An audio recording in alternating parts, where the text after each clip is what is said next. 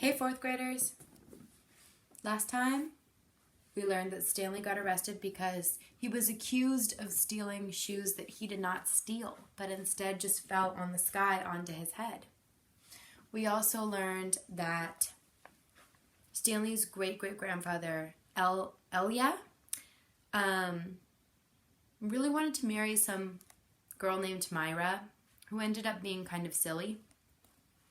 And so he carried a pig up a mountain a bunch of times, but he forgot to carry Madame Zeroni up the mountain, and that's why he was cursed, and he's had some really bad luck, and so have all of his descendants.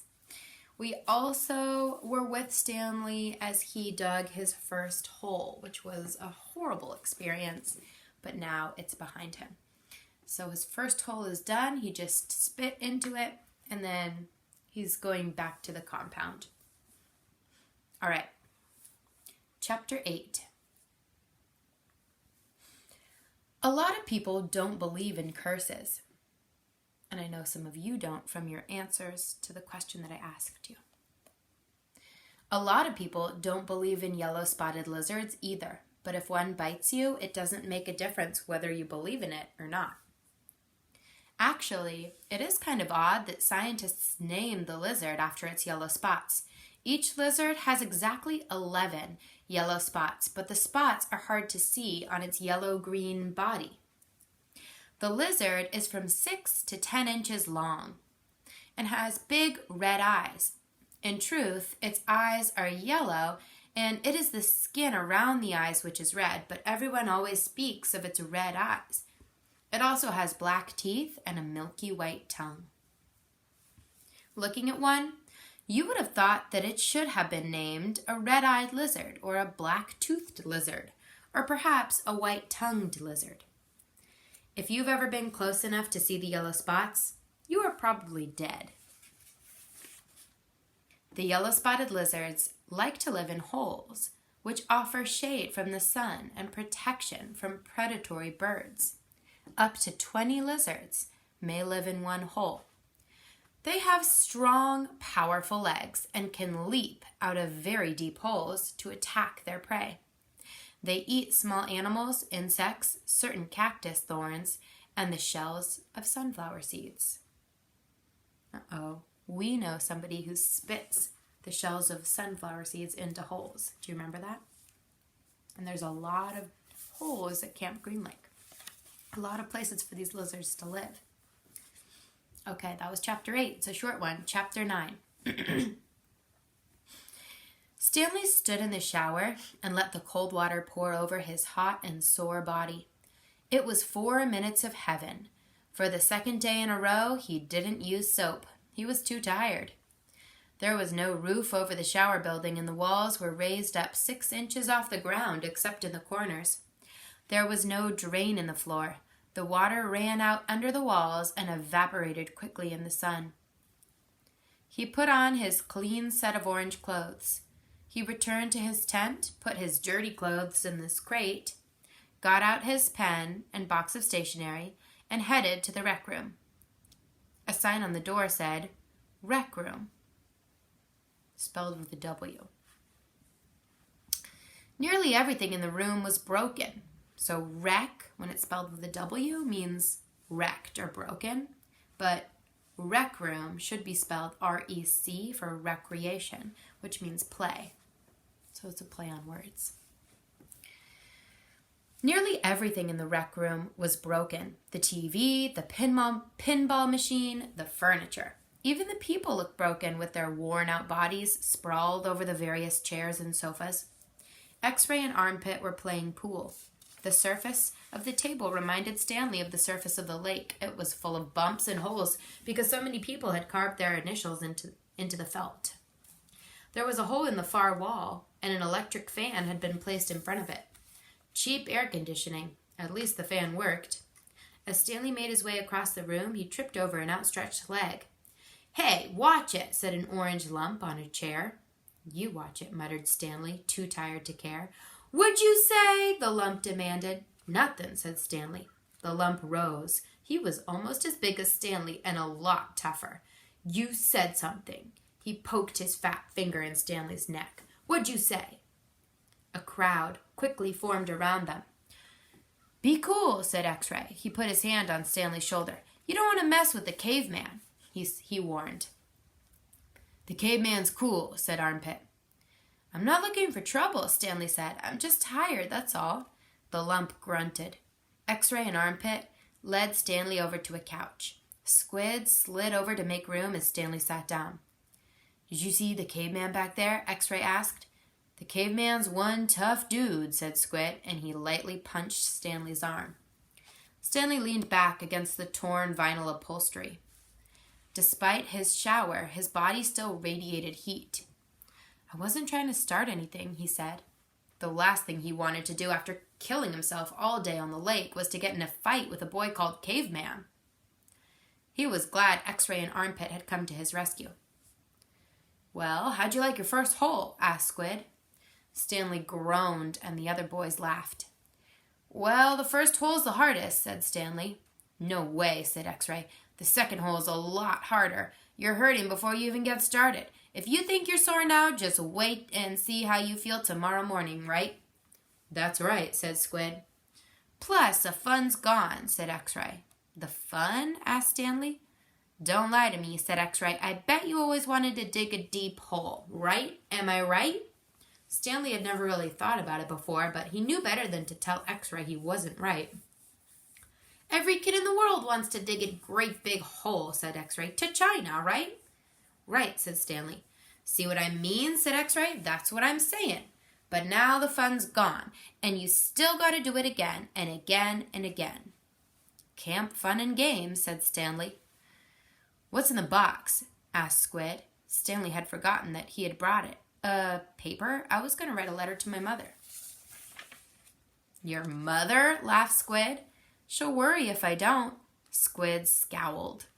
Stanley looked around the room.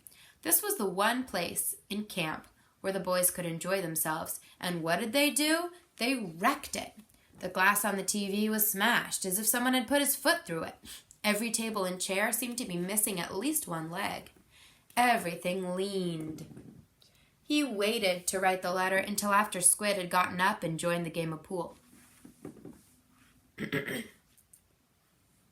"Dear Mom, today was my first day at camp. I've already made some friends. We've been out on the lake all day, so I'm pretty tired. Once I pass the swimming test, I'll get to learn how to water ski. He stopped writing as he became aware that somebody was reading over his shoulder. He turned to see Zero standing behind the couch. "I don't want her to worry about me," he explained. Zero said nothing. He just stared at the letter with a serious, almost angry look on his face. Stanley slipped it back into the stationery box. "Do the shoes have red X's on the back?" Zero asked him. It took Stanley a moment, but then he realized Zero was asking about Clyde Livingston's shoes.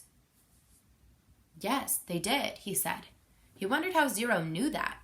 Brand X was a popular brand of sneakers. Maybe Clyde Livingston made a commercial for them.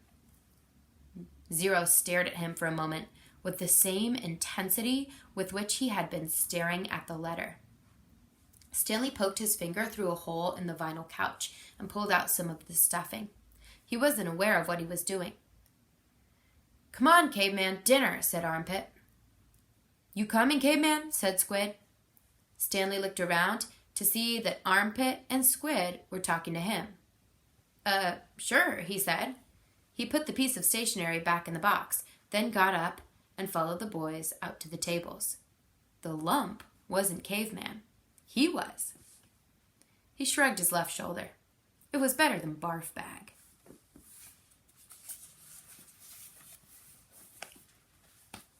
All right. Chapter 10. Stanley had no trouble falling asleep, but morning came much too quickly. Every muscle and joint in his body ached as he tried to get out of bed. He didn't think it was possible, but his body hurt more than it had the day before. It wasn't just his arms and back, but his legs, ankles, and waist also hurt. The only thing that got him out of bed was knowing that every second he wasted meant he was 1 second closer to the rising of the sun. He hated the sun.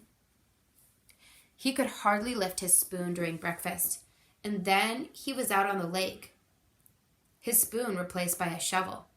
He found a crack in the ground and began his second hole. He stepped on the shovel blade and pushed on the very back of the shaft with the base of his thumb. This hurt less than trying to hold the shaft with his blistered fingers. As he dug, he was careful to dump the dirt far away from the hole. He needed to save the area around the hole for when his hole was much deeper. He didn't know if he'd ever get that far. X-Ray was right. The second hole was the hardest. It would take a miracle. As long as the sun wasn't out yet, he removed his cap and used it to help protect his hands. Once the sun rose, he would have to put it back on his head. His neck and forehead had been badly burned the day before. He took it one shovelful at a time and tried not to think of the awesome task that lay ahead of him. After an hour or so, his sore muscles seemed to loosen up a little bit. He grunted as he tried to stick his shovel into the dirt. His cap slipped out from under his fingers and the shovel fell free. He let it lie there. He took a drink from his canteen. He guessed that the water truck should be coming soon, but he didn't finish all the water just in case he was wrong. He learned to wait until he saw the truck before drinking the last drop. The sun wasn't up yet, but its rays arced over the horizon and brought light to the sky. He reached down to pick up his cap, and there next to it he saw a wide, flat rock. As he put his cap on his head, he continued to look down at the rock. He picked it up. He thought he could see the shape of a fish fossilized in it. He rubbed off some dirt, and the outline of the fish became clearer. The sun peeked over the horizon, and he could actually see tiny lines where every one of the fish's bones had been. He looked at the barren land all around him. True, everyone referred to this area as the lake, but it was still hard to believe that this dry wasteland had once been full of water. Then he remembered what Mr. Sir and Mr. Pendanski had both said. If he dug up anything interesting, he should report it to one of them. If the warden liked it, he would get the rest of the day off. He looked back down at his fish. He'd found his miracle. What do you think? Do you think he'll get the day off? He continued to dig, though very slowly, as he waited for the water truck. He didn't want to bring attention to his find, afraid that one of the other boys might try to take it from him. He tossed the rock face down beside his dirt pile as if it had no special value. A short while later, he saw the cloud of dirt heading across the lake. The truck stopped and the boys lined up. They always lined up in the same order, Stanley realized, no matter who got there first. X-Ray was always at the front of the line. Then came Armpit, Squid, Zigzag, Magnet, and Zero. Stanley got in line behind Zero. He was glad to be at the back so no one would notice the fossil. His pants had very large pockets, but the rocks still made a bulge. Mr. Pendanski filled each boy's canteen until Stanley was the only one left. "I found something," Stanley said, taking it out of his pocket. Mr. Pendanski reached for Stanley's canteen, but Stanley handed him the rock instead. "What's this?" "It's a fossil," said Stanley. "See the fish?" Mr. Pendanski looked at it again. "See, you can even see all of its little bones," said Stanley. "Interesting," said Mr. Pendanski. "Let me have your canteen." Stanley handed it to him. Mr. Pendanski filled it, then returned it. "So, do I get the rest of the day off?" "What for?" "You know, you said if I found something interesting, the warden would give me the day off." Mr. Pendanski laughed as he gave the fossil back to Stanley. "Sorry, Stanley, the warden isn't interested in fossils." "Let me see that," said Magnet, taking the rock from Stanley. Stanley continued to stare at Mr. Pendanski. "Hey, Zig, dig this rock." "Cool," said Zigzag. Stanley saw his fossil being passed around. "I don't see nothing," said X-Ray. He took off his glasses, wiped them on his dirty clothes, and then put them back on. "See? Look at the little fishy," said Armpit. So he did not get the day off after all. And that's where we're going to stop today. See you next time.